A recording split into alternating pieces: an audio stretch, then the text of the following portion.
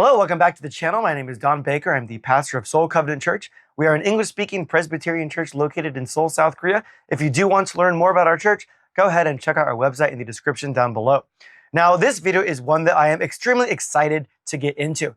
In this video, we are going to be talking about eschatology and looking at the various different end times positions that you will find in the Christian church.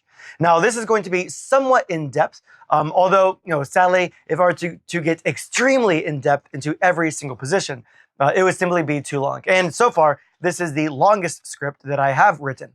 But what I want to do is go into these positions, see how Christians read the Bible, see how they view the ultimate fulfillment of all things, how God is bringing us from Genesis to Revelation, and what we can expect in the future.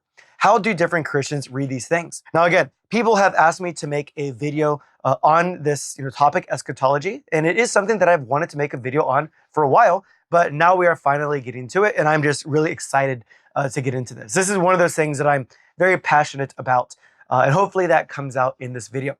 Now, I do want to be very fair when I'm discussing these different positions.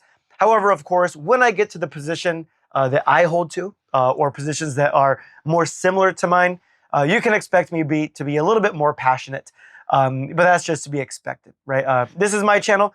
You probably are interested in my view, the position that I hold to, but we'll get to that. But as we get into eschatology, before we even start to define or describe the different views, let's first go ahead and define eschatology. Now, the most simple way of understanding this field is found within the word itself.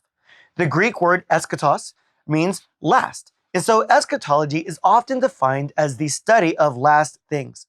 However, in theology, when we're coming to this topic, it is better to think of eschatology not so much in a linear sense, as in the last events that are to take happen, but rather the fulfillment of things. You see, eschatology is the study of God bringing things to their end, as in to their purpose, their goal, or their telos, their aim. For example, if I were to create a paintbrush specifically for one type of painting, well, it reaches its ultimate fulfillment when I use it to finish my painting.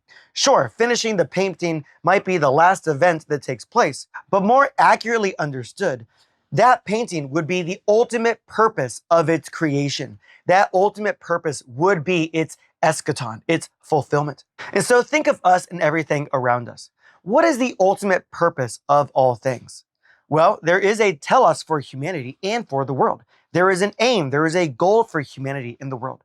Now, presently, we do not fully realize the eschaton, or the fulfillment of all things, but notice 1 Corinthians 15, 20 through 16. Here it says, "But in fact, Christ has been raised from the dead, the firstfruits of those who have fallen asleep. For as by a man came death, and by a man has come also the resurrection of the dead. For as in Adam all die, so also in Christ shall all be made alive, but each in his own order. Christ the firstfruits, then at his coming, those who belong to Christ. Then comes the end, when he delivers the kingdom to God the Father after destroying every rule and every authority and power. For he must reign until he has put all his enemies under his feet. The last enemy to be destroyed is death." Now, notice, is humanity in the eschaton, in the fulfillment of all things?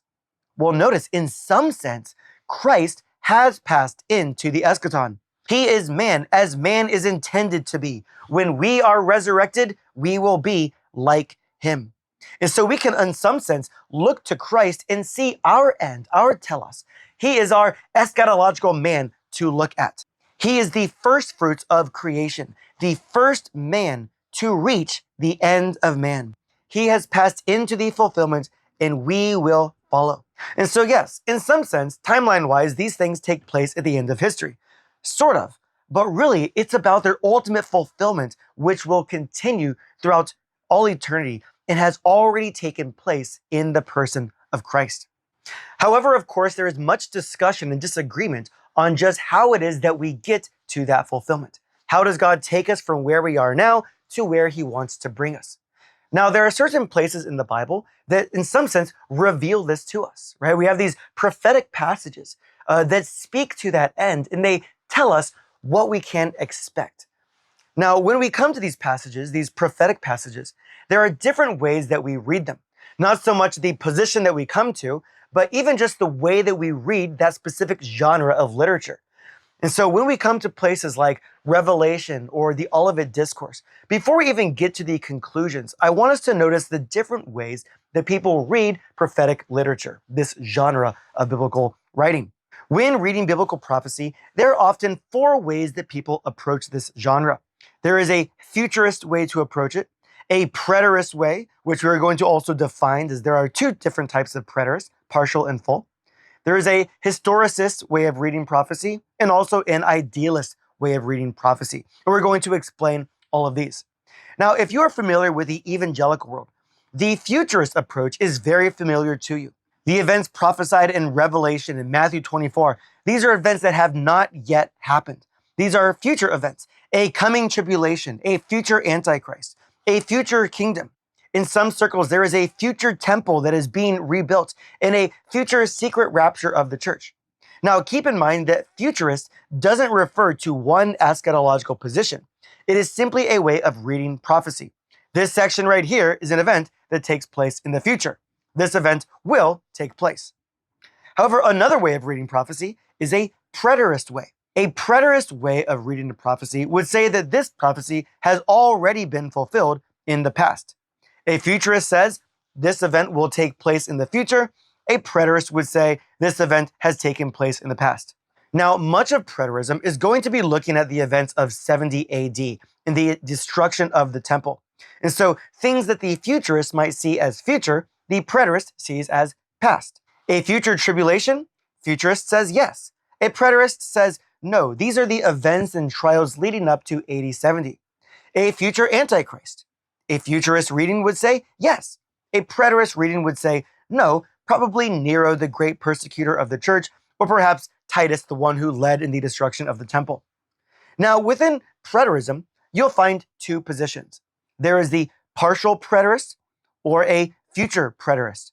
A partial preterist would see some prophesied things as being fulfilled already, but not everything, while a full preterist would view all of biblical prophecy having been fulfilled. And so a partial preterist views some prophecies as being preterist in their reading, and then other prophecies as also being futurist in their reading. Again, these different ways of reading prophecy don't refer to only one or to any specific eschatological position, but in a way that someone would read a prophecy. Now, when it comes to that full preterist view, this actually brings us to quite a few problems. They would deny a future resurrection of the dead, a final judgment, a new heavens and a new earth, whereas a partial preterist would hold a futurist approach to these prophecies. Now, while partial preterism is preferred by many, full preterism is seen as a heretical position in that it denies essential elements of the Christian faith, such as the second coming of Christ and even the resurrection of the dead. Now, these two ways of reading biblical prophecy are pretty common. In fact, watching this video, if you're already somewhat familiar with eschatology, you've probably heard of futurist or preterist readings. But what about the other two views, historicist and idealist way of reading biblical prophecies? Now, these two ways of reading biblical prophecy usually refer to how one might view the book of Revelation specifically. And so you might ask, does this author or does this commentator take a historicist position towards Revelation or an idealist perspective when it comes to Revelation? You see, these two positions or these two ways of reading prophecy aren't really looking for events in the past or in the future, but are coming at it in a different way. Speaking towards the historicist reading of Revelation, they would view these prophecies as more so a panoramic overview of church history. In this sense, Revelation reveals the entire history from the apostolic period to the second coming of Christ. Now, this view is not as common today, but it was especially common during the time of the Reformation and between the 16th and 19th centuries. In fact, it is within this sort of reading that you might hear something like this. There is no other head of the church but the Lord Jesus Christ, nor can the Pope of Rome in any sense be head thereof, but is that Antichrist, the man of sin and the son of perdition, that exalts himself in the church against Christ and all that is called God. Now, this is the original reading of the Westminster Confession of Faith, but has now been updated to remove the line about the Pope being the Antichrist. Now, why was that line removed? Well, because this line especially falls into the historicist reading of Revelation, which the Reformed churches don't want to restrict interpretations to. In fact, many would actually prefer the idealist way of reading prophecy, again, especially in Revelation, saying that these prophecies don't refer to events that take place in the future or the past or throughout human history. Rather, it views these prophecies with symbolic imagery as representing the ongoing spiritual conflict between the forces of God and the devil in a way that is applicable to all readers of the prophetic passages, regardless of time and place. Now, I know that we've gone through a lot of information right there, and perhaps, what we've talked about so far isn't even what you've come to this video for. But the reason I went over those 4 different ways of reading prophecy is because when we get to the actual eschatological positions themselves, those words are going to come up. I'm going to say that this group takes a preterist reading of this passage, or this group takes a futurist reading of this passage. In fact, those two views, those 2 ways of reading prophecy are going to come up the most. And so I think it's good if we first of all understand the different ways that people read these passages. However, what are the positions then that people often hold into? Let's go ahead and get into what you probably came here for. All the post-mills and the pre-mills and the all-mills and all of that sort of thing. Let's go ahead and get right into it. Usually we think of 4 positions that have really cemented themselves into the history of interpretation. These are historic premillennialism, dispensational premillennialism, amillennialism, and postmillennialism. Now, to understand these positions, in fact, if you've never heard of these positions, you might be wondering, what did I just say? But these positions are actually very easy to understand if you know how to break apart the word.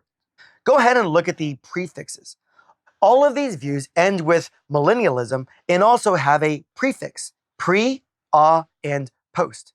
The millennial, a word meaning 1,000, a millennium being 1,000 years, refers to what is called the millennial reign of Christ mentioned in Revelation 20.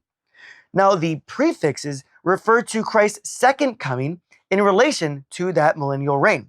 And so look at it in this way, premillennialism. Here we have pre meaning before. And so according to premillennialism, Christ returns, he comes again before that millennial reign. You'll notice here that I do have 2 different premillennialisms. One is called historic and the other dispensational. But before we get to the dispensational version, let's go ahead and look at historic premillennialism. According to this position, here is how the future is laid out. At this point, we're sort of just going to get into the storytelling of the future. Premillennialism takes a largely, not completely, but a largely futurist approach to biblical prophecy. Presently, Satan is not bound, but is active in the world opposing the church. The church goes through periods of trials and tribulations, but at the end of this age, there will be a great tribulation, which the church does go through. During this time, there will be great persecution and the rise of the Antichrist. Following this, Christ will return. He will come again bodily and visibly from heaven. Now, what happens at this point? Well, here there is a resurrection of the righteous dead, not the wicked, but a resurrection of the righteous dead, and those who are living will be glorified with them. They will all be gathered together to join Christ as he returns. And now that Christ has returned, we enter into the millennial reign. The Antichrist is destroyed and Satan is now bound. And at this point, Christ reigns for 1,000 years. But notice the states of humanity. This is very important. There are those believers who are resurrected and glorified, but there are also still mortal humans who have survived the tribulation and continue to live at this time. And so during this time, the world experiences peace, justice, and righteousness. However, this is not the final state. We aren't in the eschaton just yet. Following that 1,000 years, Satan is released. He deceives the nations, those mortals alive at that time, and leads them into rebellion against Christ. However, he does not succeed, but is ultimately destroyed.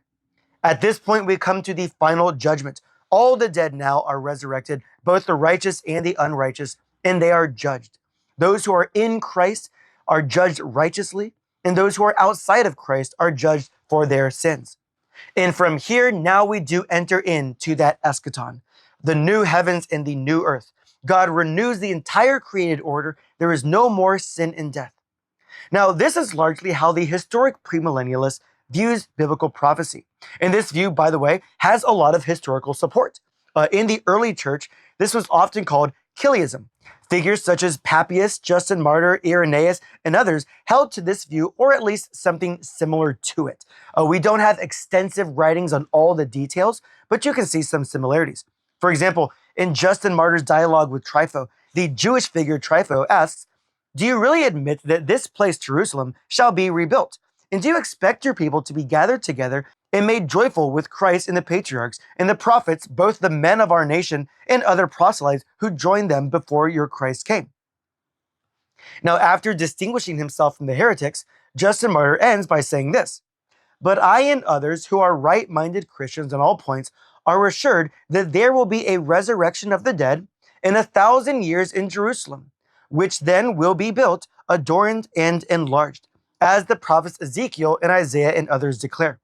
Now, even looking at that section there with Justin Martyr, it's not to say that, he and other people like him there in the early church are exactly like premillennialists in every way. However, you do see, a lot of similarities. In fact, you might even be sort of impressed. Maybe you're about to become a premillennialist in the way that it seems that Justin Martyr might have just predicted what would happen almost 2,000 years later, right? Saying that one day Jerusalem would be rebuilt and that the Jews would be brought back into the land, and that, eventually Christians would worship there with them. You're going to see a lot of this in dispensational premillennialism, which we're about to get into, in views of, current events and politics.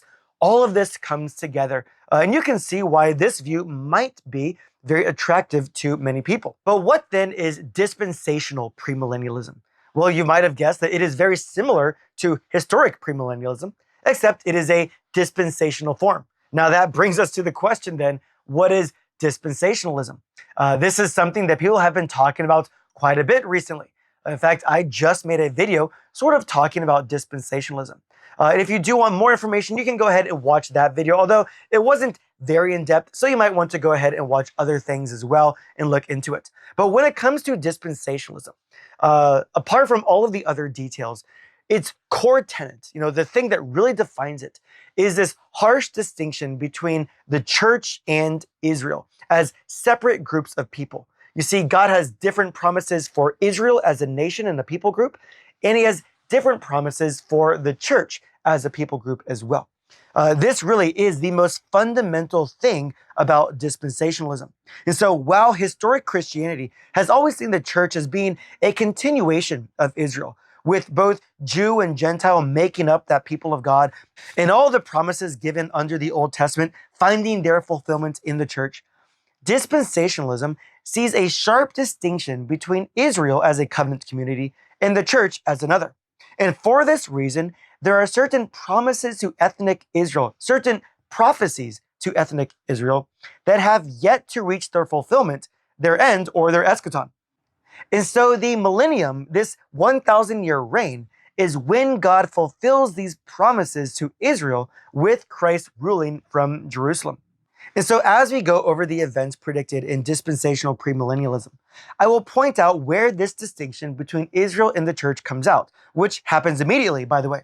You see, presently, we are in the church age, where God is now working with the church and not Israel. Like historic premillennialism, dispensational premillennialism sees a future tribulation that is going to come. But here's the difference. In the dispensational way of thinking, the tribulation is called the time of Jacob's trouble. And so this is a time of trouble specifically for Israel. And so the church, as a different body of people, will be raptured and taken out of the world, and then the Lord will pick up working with Israel. This is not the second coming of Christ, as he doesn't touch the earth. Rather, he will appear in the clouds, and he will secretly rapture his church. Now, after this, we come to the 7-year tribulation. I should mention very quickly that there is some disagreement. You may find some dispensational premillennialists who say that the church is raptured pre-trib, meaning before the tribulation, or some who say that it is mid-trib, in the middle of it, or post-trib, meaning after it. However, pre-trib is the most common view seen in hit movies like Left Behind. But during this 7-year tribulation, after the church has been raptured, the Antichrist will arise and he will make a covenant with Israel, though he will break it. At this point, the Jews have returned to the land of Israel and they have rebuilt the temple. And so the Antichrist, breaking this covenant, he enters into the temple and he declares himself to be God, setting up an image of himself. Now he demands worship, setting up the mark of the beast. At this time, there is great persecution, but there is a remnant kept of 144,000 Jews. Now, at the end of the 7-year tribulation, Christ will return. This is the official second coming of Christ. He returns bodily and visibly to the earth. The Antichrist and the false prophet are destroyed. And just as in historic premillennialism, Satan is now bound for 1,000 years. However, unlike historic premillennialism, dispensational premillennialism focuses especially on Israel when it comes to this millennial reign. Israel is now nationally restored, and this is where Christ is reigning over the nations. This is a physical and political reign with Israel as the head of the nations, and all the nations being blessed by Israel, though separate. And at this time, there is even possibly a rebuilt temple with sacrifices that are being offered as memorials. Like historic premillennialism, you also have both glorified persons and mortal persons. At the end of the 1,000 years, Satan is released. He deceives the nations once again, but is ultimately defeated. This is the final judgment, and then the new heavens and the new earth are brought in. Now, as you probably already know, this view is sort of the default position for many people in evangelical Christianity. In fact, you can sort of see why it is so, attractive to many people. I'm sure as I was even describing the events that they say are going to take place, you already had in your mind certain figures who could sort of, fit the description of being that Antichrist. Certain political figures that might cozy up to Israel, make a covenant with them, but then break it later. Ideas of a temple being rebuilt, the people already being brought back into the land. You can see why it might, be so attractive for a lot of people. But these are the two different premillennial views: historic premillennialism and also dispensational premillennialism. Again, if you want more information, go ahead and check out other videos where people go into more depth looking at those individual views. But what about the other ones? Let's go ahead and take a look at Amillennialism. Now, once again, in order to understand this position, let's look at the prefix, Amillennialism. You're familiar with this prefix in other words. Atypical, meaning not typical. Agnostic, right? Agnostic, meaning no knowledge. Atheist, meaning no God. Well, amillennial or amillennial refers to no millennium. Now, this doesn't mean that it denies the millennial reign, but that it doesn't view it as being a literal 1,000 years. In this view, the 1,000-year description is very similar to the lamb that is seated on the throne or the beast that is rising out of the waters. In prophecy, there are symbolic images and numbers that shouldn't be taken literally.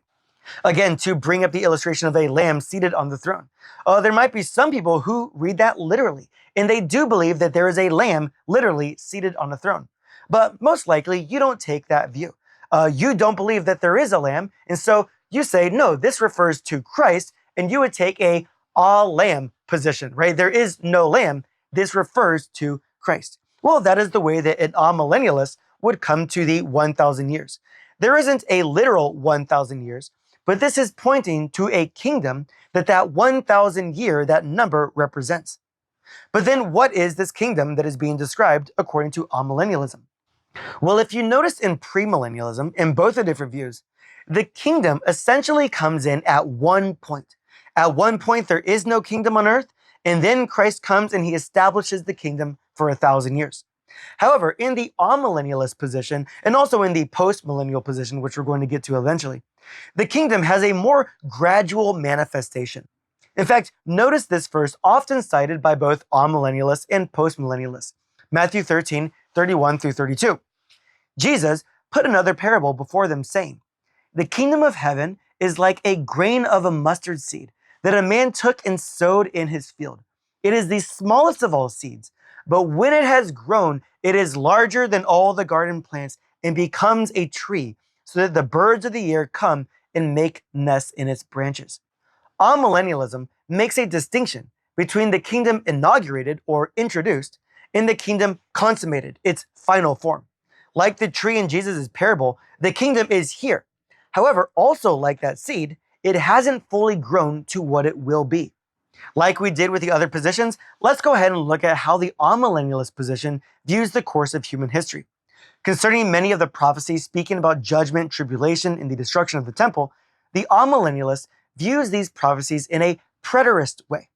When Jesus prophesies that before the generation alive during his earthly ministry passes away, all the things spoken of in his Olivet Discourse will take place. Within that generation, great turmoil came upon the Jewish people. There were wars, there were rumors of wars. The Romans surrounded Jerusalem, and there was great tribulation. All of this culminates in the destruction of the temple in AD 70. Now, oftentimes within these views, figures such as Nero are designated to be the Antichrist.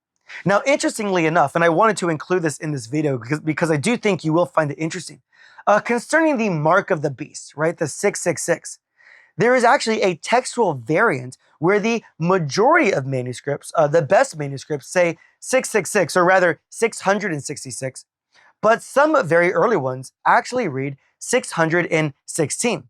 Now, this variant might actually reveal something about the early church's understanding of this mark. You see, both 666 and 616 point to Nero. You see, there is something called gematria, where Hebrew letters have a numerical value. And so looking at the name Nero, in Hebrew, we have this nun. It is Neron Caesar. In Latin, it is Nero Caesar. Notice there's no N or there's no nun there. When applying gematria to the Hebrew version, you get 666. And then when you apply it to the Latin version, you get 616. And so this textual variant could actually help us in understanding how at least portions of the early church understood this text. They view this mark of the beast and this Antichrist being referred to Nero, the great persecutor of the church, there in that tribulation period that led up to the destruction of the temple. Now, of course, this aligns with the preterist reading found in Amillennialism. The Antichrist, again, is being referred to as Nero, who persecutes the church, who takes the lives of Peter and Paul. But ultimately, he is destroyed at the end of the tribulation. He takes his own life there in 68 AD, and then in 70 AD, the temple is destroyed. But what happens now after that period of tribulation? Well, according to Amillennialism, this is the final closing of that old covenant administration. There is no more temple, and there never should be again. Christ has now made it clear that he has now come in the clouds of heaven to be presented before the Father. It is now time for him to receive his kingdom. He is presently reigning until all his enemies are placed under his feet. Satan has been bound, but very specifically so that he might not deceive the nations. Now, that is very important. A lot of times in this discussion, we talk about how the kingdom can't be here now because Satan is not bound. He is still wandering around like a roaring lion. He is still active in the world. But notice what the text says here. He is bound so that he cannot deceive the nations. Think of how the nations related to the God of Israel before all authority was given to Christ on heaven and earth. In fact, to illustrate this, go ahead and look at this map. Here is a map showing all the places where the God of Israel is worshipped when Satan is unbound before Christ ascends to the Father. But notice, here is a map showing all of the places where the God of Israel is worshipped 2,000 years later after Satan has been bound. Does it look different? Now, it doesn't look perfect, but remember the parable of Jesus. The kingdom is growing. The tree may not look perfect as it is supposed to eventually look, but as the kids say these days, let it cook. Has something not changed? Notice, why have all of these nations now come to the God of Israel? Well, the amillennialist position would say that it is because Satan has been bound so that he cannot deceive the nations the way that he was able to do before. And so the kingdom will continue to grow. So far, it has been 2,000 years, but it will grow and grow until the end when Christ returns. Now, directly before Christ returns, Satan is unbound once again, resulting in a mass apostasy across the world. There could be a future Antichrist as well. Later, I'm going to get into even ideas of dual fulfillments, so get excited for that. But after this, Christ will return. And when he does, there will be a resurrection of the dead, a final judgment, and the restoration of all things. Now, this really is the most simple timeline. No 1,000-year reign with, multiple physical resurrections, glorified saints coexisting with mortal people who marry, have children, and die. Simply, the kingdom is being built, and one day Christ will return to consummate that kingdom and bring in the final state. Now, concerning postmillennialism, there's actually a lot of overlap. In fact, many people might say that the only difference really is one is more positive, postmillennialism, while the other is more negative, amillennialism. But let's go ahead and see what the postmillennialists would have to say. Just like amillennialism, postmillennialism does in some sense see the kingdom growing. It is already here in some sense, but also not yet. There is a gradual growth as the gospel goes out. Now, postmillennialism would involve more focus on the institutional nations themselves. When the Bible talks about Christ inheriting the nations, it means the nations of this world become Christian nations. Satan is now bound so that the Gentile nations as a whole repent of their idols and turn to Christ, worshiping the God of Israel. Now, this doesn't mean that 100% of the population is regenerate, but that the world is becoming Christianized. And eventually, the world will become fully Christianized. Now, parts of this are shared with the more optimistic amillennialists. But here's the difference. The postmillennialist expects a certain golden age in which the nations are one to Christ. Peace and justice govern the world. In fact, you can sort of think of it like this.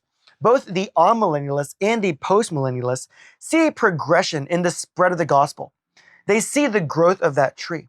But the postmillennialist sees the fullness of that tree coming to fruition before Christ returns. And then the amillennialist, in some sense, sees Christ's return as the thing that ultimately brings that tree to its fruition, brings the kingdom to its consummated state. Now, if you'd like to know my position, I generally fall in between these last two positions. On some days, I feel more amillennial, and then on other days, I think, maybe postmillennialism actually makes a lot of sense when I look at the Bible. One of my favorite things to do is actually watch videos where it shows the spread of Christianity. And one of my favorite things, just as an aside here, as a Protestant, I get to say amen to everywhere that Christianity goes. Whether this is the spread of Eastern Orthodoxy, the spread of Roman Catholicism, or even the spread of Protestantism, I view all of this as the spread of God's visible church. Of course, I do want to see reformation throughout the church, but I see all of this as the spread of God's kingdom. I love watching these videos and seeing that Satan has been bound so that he can no longer deceive the nations. Jesus tells his disciples, go out and make disciples of all nations. All authority has been given to me on heaven and earth. And he tells his disciples that the gates of hell will not prevail against the church. Why is that? Why can the gates of hell not prevail against the church? Well, it is because their leader has been bound. The strong man is bound. Satan has been bound so that he cannot deceive the nations. And so go out and evangelize them. They belong to me.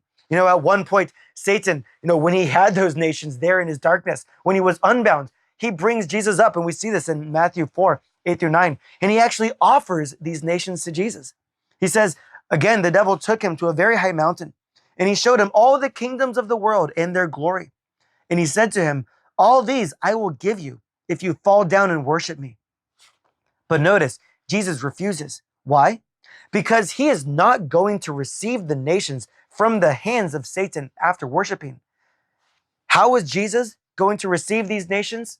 Well, he is going to bind Satan. He's going to throw him in a pit. He is going to bind him in a way that he cannot deceive the nations, and he is going to plunder them. If you are a Gentile watching this video, and let's say you're in a Gentile nation, in a place that is surrounded by churches, why is that? What happened in human history that made that become a reality? That was not common before all authority was given to Christ.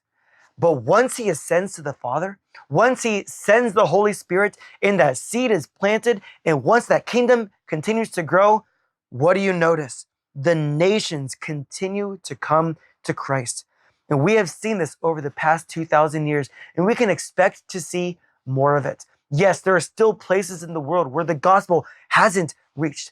But one of the driving reasons of why we send out missionaries is because we know that these nations belong to Jesus. And the kingdom of God is meant to spread throughout the world until it becomes that tree that is above all of the other garden plants, that is higher than all other faiths that you might find in this world. Satan is being destroyed and his kingdom being plundered. Now, what is beautiful, by the way, about all of these positions is that they all end in the same place. They all bring us to that new heavens and the new earth. This is something that we need to remember. The eschaton, the final state, is not some, floaty, cloudy version of heaven that we might think of from cartoons or, from cards, that sort of thing. But no, the final state is a resurrected, new heavens and new earth. It is a new creation where we are going to work, where we are going to create, where we are going to govern and be the humans as we were intended to be. If Adam had been obedient and taken, had been given the fruit of the tree of life, he would have entered into that eschaton, that aim, that goal for humanity.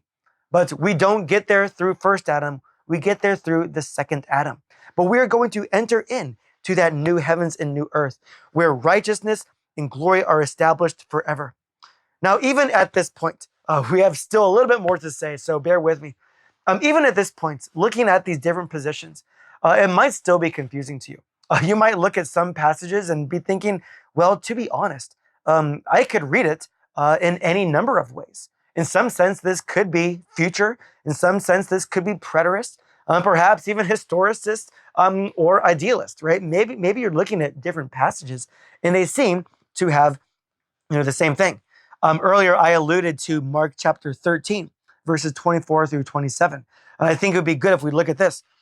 Here it says, "But in those days, after that tribulation, the sun will be darkened and the moon will not give its light.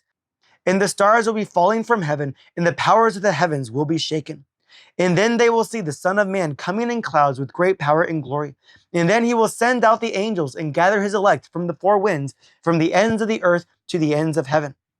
Now, from a preterist view, taken usually in Amillennialism and Postmillennialism, this refers to the tribulation and the fall of Jerusalem.